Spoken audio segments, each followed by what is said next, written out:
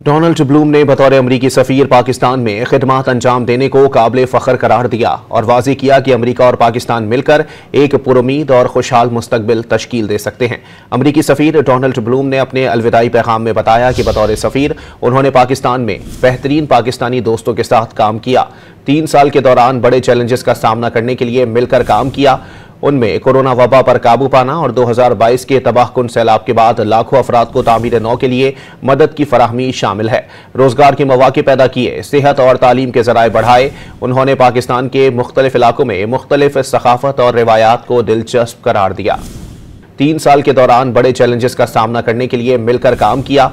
उनमें कोरोना वबा पर काबू पाना और 2022 के तबाहकुन सैलाब के बाद लाखों अफराद को तामीर नौ के लिए मदद की फराहमी शामिल है। रोजगार के मौके पैदा किए, सेहत और तालीम के जराए बढ़ाए। उन्होंने पाकिस्तान के मुख्तलिफ इलाकों में मुख्तलिफ सकाफत और रिवायात को दिलचस्प करार दिया।